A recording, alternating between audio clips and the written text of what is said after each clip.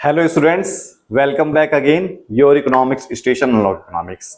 आज हम लोग आपको पूरा हर चीज बताएंगे कि सरकार बजट बनाती कैसे है, उसके अंदर कौन कौन से पॉइंट्स इंक्लूड करी जाती है, सरकार के पास पैसे कहाँ कहाँ से आते हैं और सरकार पैसे खर्च कहाँ कहाँ करती है, किस तरीके से बजट बनाती है, बजट बनाने का क्या प्रोसेस है। ठीक क्लास, तो इस वीडियो को देखने के लिए पूरा एंड तक बने रहें।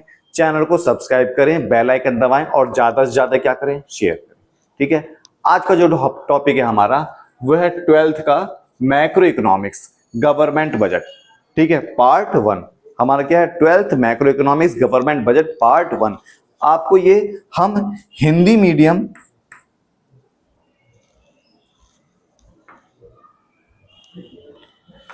हिंदी प्लस इंग्लिश दोनों मीडियम में ये कराएंगे।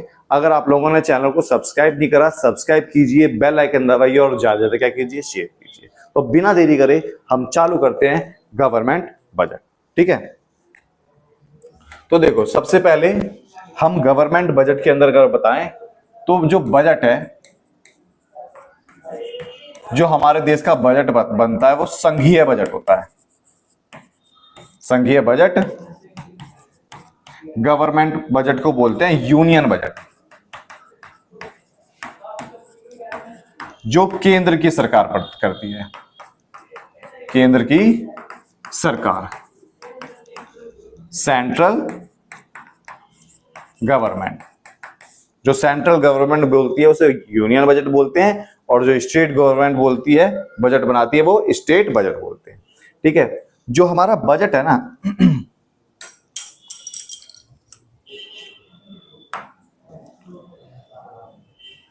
जो हमारा बजट है ना, बजट हमारा एक फाइनेंशियल ईयर के अंदर बनता है। एक फाइनेंशियल ईयर के लिए बनता है। जो फाइनेंशियल ईयर है ना वो हमारा 1 अप्रैल से लेकर 31 मार्च तक का होता है। वो हमारा 1 अप्रैल से लेकर 31 मार्च तक का होता है। समझ में आया? ठीक है, और जो सरकार बजट पार्लियामेंट में पेश करती है, जो सरकार बजट पार्लियामेंट में जो सरकार बजट पेश करती है ना, वो फर्स्ट वीक ऑफ फरवरी के पहले हफ्ते में बजट क्या करेगी, पेश करेगी। ठीक है, सरकार क्या करेगी, फरवरी के पहले हफ्ते में क्या करेगी, बजट को पेश करती है। अगर किसी भी कारण की वजह से फरवरी के फर्स्ट वीक के अंदर बजट पेश नहीं हो पाया तो वो जो बजट पेश होगा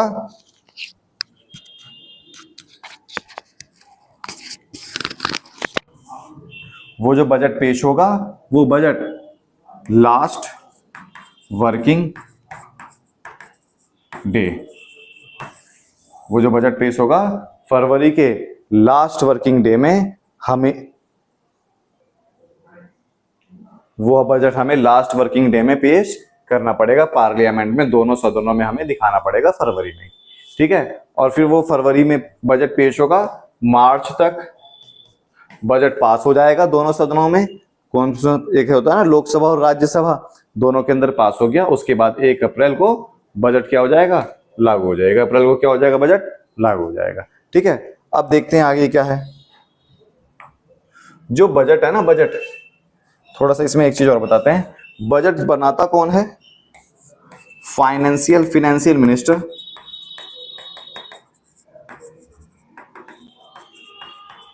अभी इस समय हमारे देश की निर्मला सीतारमण जी क्या है, फाइनेंशियल मिनिस्टर है। ठीक है, फाइनेंस मिनिस्टर है। और ये ठीक है, निर्मला सीतारमण जी जो फाइनेंशियल मिनिस्टर होता है वो हलवा बनाएगा। हलवा बनाने के बाद सबको सर्व होता है ना, कुछ अच्छे काम से पहले कुछ मीठा हो जाए तो वही ये हलवा बनाएगा और फिर बजट पेश करा जाएगा। ठीक है, तो ये हमारा गवर्नमेंट बजट का एक प्रोसेस है कि बनता कैसे है। अब देखो गवर्नमेंट बजट होता क्या है। ठीक है,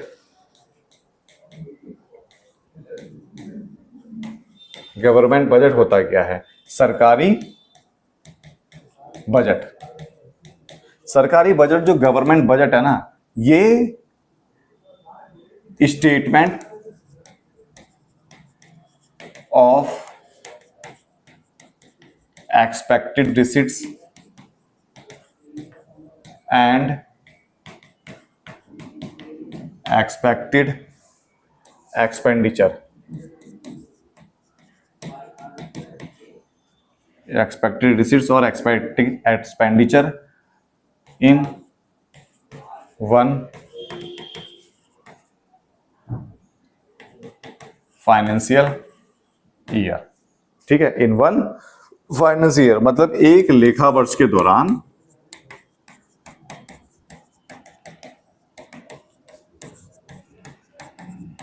ठीक है सरकार की अनुमानित आय तथा अनुमानित व्यय के लेखा जोखा को सरकारी बजट कहते हैं। मतलब एक साल के अंदर एक साल के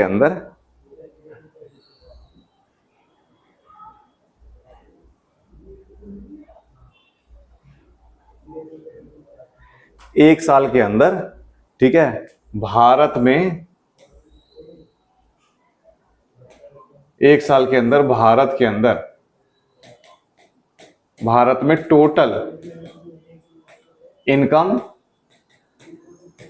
कितनी होगी और टोटल एक्सपेंडिचर कितना होगा। सरकार बताती है कि हम एक साल के अंदर इतना पैसा इन सोर्सेज से कमाएंगे और इन सोर्सेज में हम एक साल में पैसा खर्च करेंगे। समझ में आया? तो वो क्या कहलाता है? हमारा कहलाता है गवर्नमेंट बजट। सरकार बताती है कि हम इतना पैसा कमाएंगे और इतना पैसा हम खर्चा करेंगे, वो कहीं लिखेगी ना, उस लिखावट को ही, उस स्टेटमेंट को ही क्या बोलते हैं? बजट बोलते हैं। समझ में आया? बजट कंपोनेंट ऑफ बजट, दो प्रकार के बजट है। पहला बजट रिसीट्स, दूसरा बजट एक्सपेंडिचर। मतलब बजट व्यय और इसे बोलेंगे बजट प्राप्ति। बजट प्राप्ति दो प्रकार के बजट है, बजट रिसीट्स और बजट एक्सपेंडिचर। बजट प्राप्ति और बजट व्यय। ठीक है, बजट दो प्रकार के।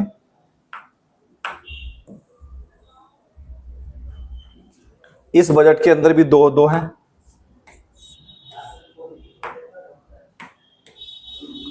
पहला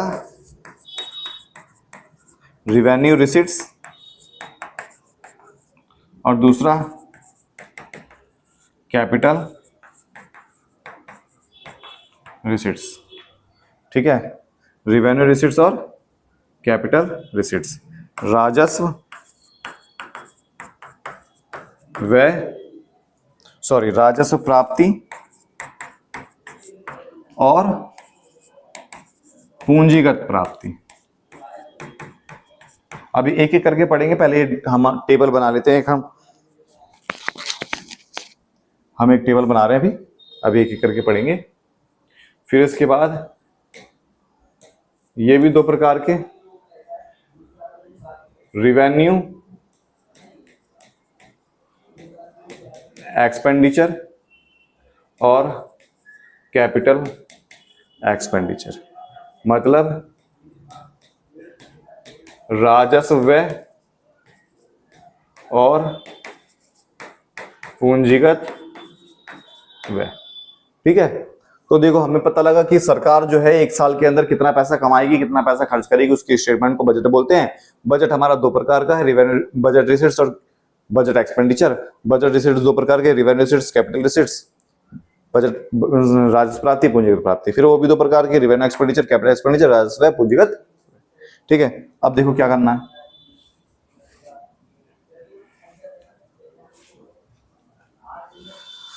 तो हम सबसे पहले किसकी बात करेंगे? बजट रिसीट्स की बात करते हैं। ठीक है, हम बात करते हैं बजट रिसीट्स। बजट रिसीट्स का मतलब होता है income from all sources of government. सरकार की सभी क्षेत्रों से आय, क्षेत्रों से आय, सरकार की सभी क्षेत्रों से जो आय होगी ना, वो हमारा क्या कहलाता है? बजट रिसीट्स कहलाता है। इनकम फ्रॉम ऑल सोर्सेज, सरकार की सभी क्षेत्रों से जो आय होगी वो क्या कहलाएगी? हमारी बजट रिसीट्स कहलाएगी। ठीक है, जितना भी क्षेत्र है, चाहे वो टैक्स का पैसा हो, फीस का पैसा हो, चालान का पैसा हो, कोई सा ही पैसा हो, अभी सारा बताएंगे। जितना ही पैसा आ रहा है सरकार के पास वो बजट रिसीट्स के अंदर आएगा। ठीक है, बजट रिसीट्स के अंदर आएगा। इसमें आज हम इसमें दो है ना, रिवेन्यू रिसीट्स और कैपिटल रिसीट्स।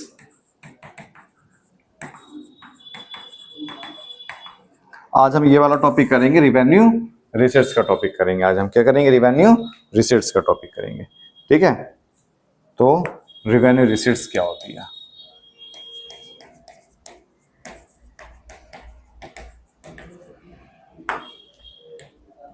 राजस्व प्राप्ति क्या होती है? राजस्व प्राप्ति। ठीक है, देखो डेफिनेशन समझ में नहीं आएगी, एग्जांपल समझ में आएगा। विच रिसीट्स, पहले डेफिनेशन लिख देता हूं, which receipts are not create any assets or not increase any liabilities of the government। मतलब ऐसी प्राप्ति जिससे सरकार की परिसंपत्ति का निर्माण ना हो तथा देयता में कोई कमी ना आए।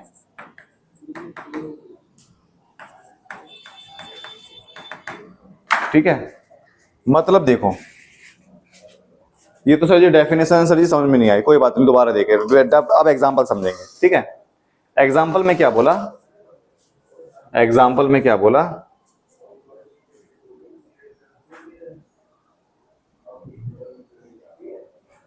एग्जांपल में बोला, देखो ये सरकार है, ये क्या है? गवर्नमेंट है। ठीक है, ये क्या है? हमारे देश की सरकार है, ये हमारे देश की गवर्नमेंट है। ठीक है, ये हमारे देश की गवर्नमेंट है। सरकार ने 100 करोड़ रुपए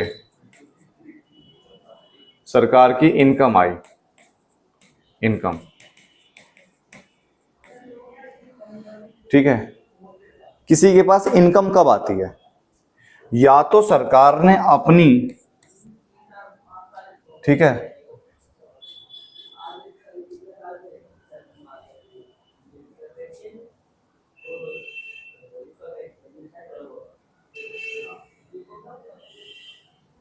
एक सेकंड देखो थोड़ा ना,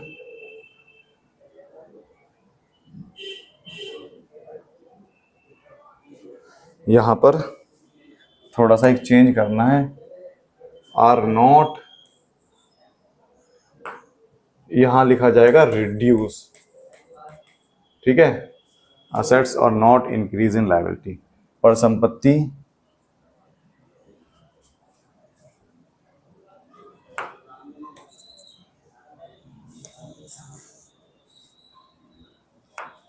का निर्माण नहीं तथा देयता में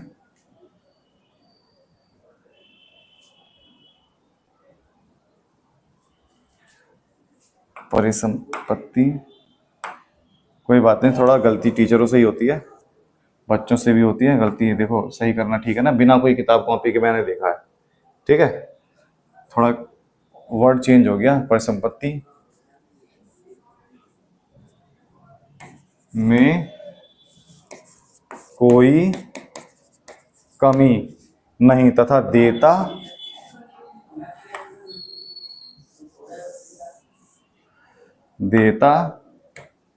का निर्माण नहीं, अब सही है, ठीक है।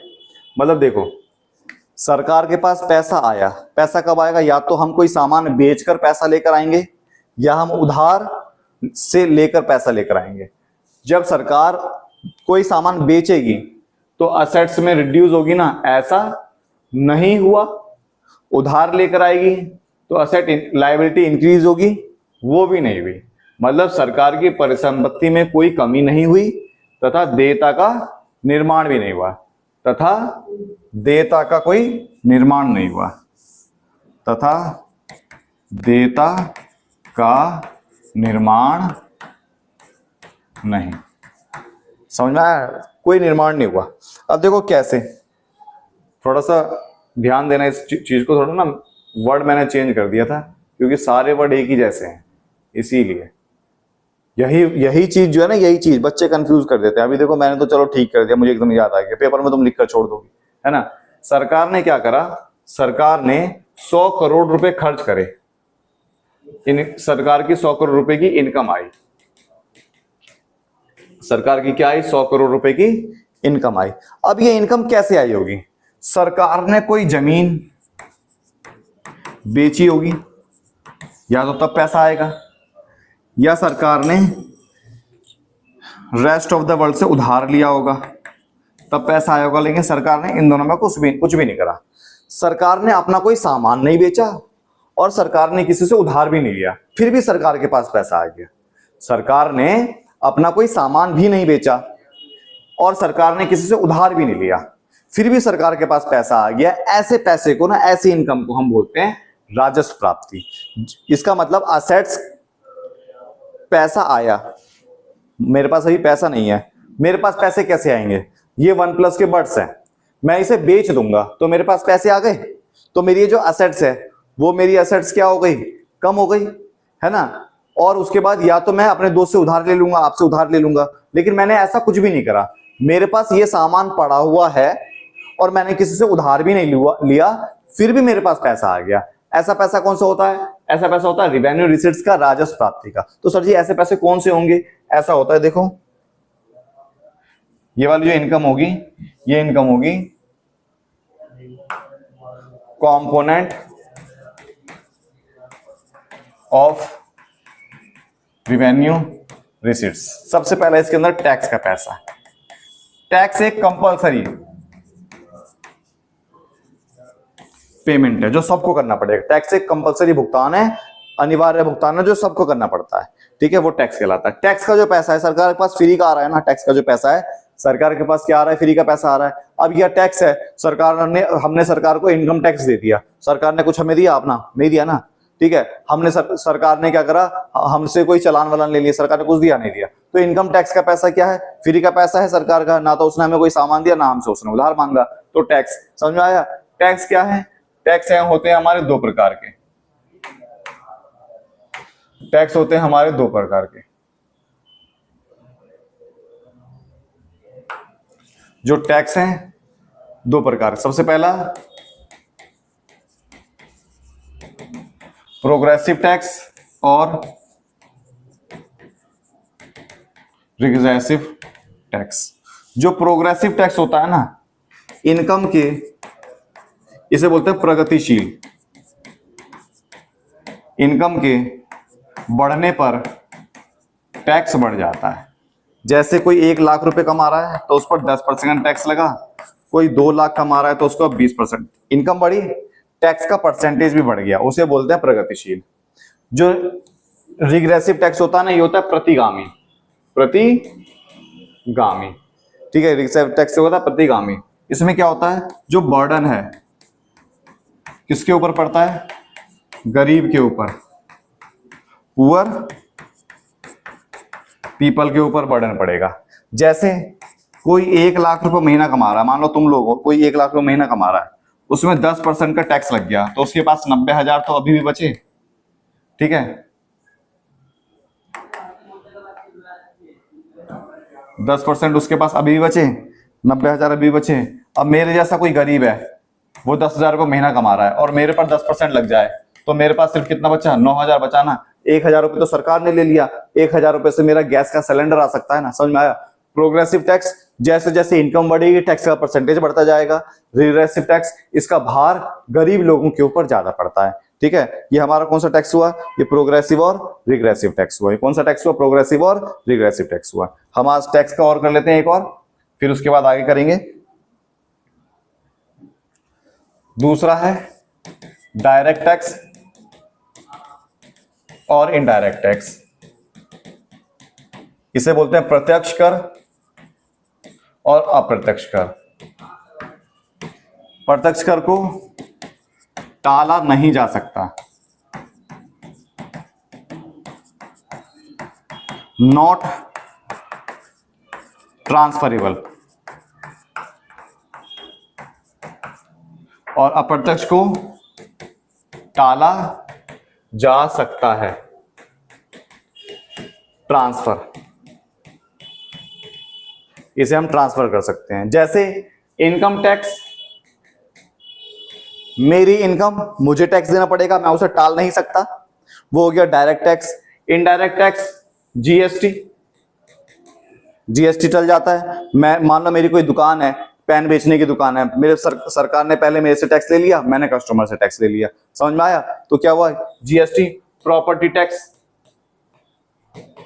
प्रॉपर्टी टैक्स में मान लो मेरे दादाजी पहले टैक्स देते थे, फिर मेरे पापा देंगे, एक समय आएगा मैं दूंगा, एक समय आएगा मेरा लड़का देगा, है ना। तो प्रॉपर्टी टैक्स। डायरेक्ट टैक्स टाला नहीं जा सकता, इनडायरेक्ट टैक्स टाला जा सकता है, समझ में आया, ठीक है। डायरेक्ट टैक्स टाला नहीं जा सकता, इनडायरेक्ट टैक्स टाला जा सकता है, ठीक है। एक और टैक्स है value added tax. Value added tax क्या होता है, हर स्टेज पर टैक्स इंक्लूड होता जाता है। हर स्टेज पर टैक्स क्या होता है, इंक्लूड। हर स्टेज पर टैक्स क्या होता है, जुड़ता जाता है। हर स्टेज पर टैक्स प्लस होता जाता है। तो ये बहुत ज्यादा कॉम्प्लेक्स होता था सरकार के लिए, क्योंकि हर स्टेज पर टैक्स निकालना है। हर प्रोडक्शन का जितना भी स्टेज है, हर जितना भी प्रोडक्शन का स्टेज है, ठीक है। जैसे मान लो किसान ने धान उगाया, गेहूं उगाए, फिर वो आगे पिसने के लिए जाएगा, पैकेट होने के लिए जाएगा, बिकेगा, तो जितना भी स्टेज चल रहा है हर स्टेज पर टैक्स जुड़ेगा, तो वो हो गया वैल्यू एडिड टैक्स। सरकार को ये कैलकुलेट करने में दिक्कत होती थी, इसीलिए सरकार ने क्या करा, वैट की जगह जीएसटी ले आए, one nation one tax, goods and services tax. अब एक ही बार टैक्स कैलकुलेट हो जाता है, समझ में आया। तो आज हमने क्या करा, आज हमने बजट के बारे में पढ़ा कि बजट होता क्या है, बजट की डेफिनेशन सीखी, फिर उसके बाद बजट कितने प्रकार के होते हैं ये बताया मैंने। एक होता है बजट रिसिट्स, एक होता है बजट एक्सपेंडिचर। फिर बजट रिसिट्स के अंदर दो चीज होती है, रेवेन्यू रिसिट्स और कैपिटल रिसिट्स। रेवेन्यू रिसिट्स का हमने आज पढ़ा कि ऐसी इनकम जिससे असेट सरकार की कम ना हो, ना सरकार उधार ले फिर भी फ्री की इनकम आ जाए, जैसे टैक्स का पैसा। आज हमने टैक्स का पैसा कर लिया, कल हम नॉन टैक्स का पैसा करेंगे और उसके आगे काम चालू रखेंगे, ठीक है class. Thank you class. Channel को सब्सक्राइब करें, बेल आइकन दबाएं, ज्यादा शेयर करें।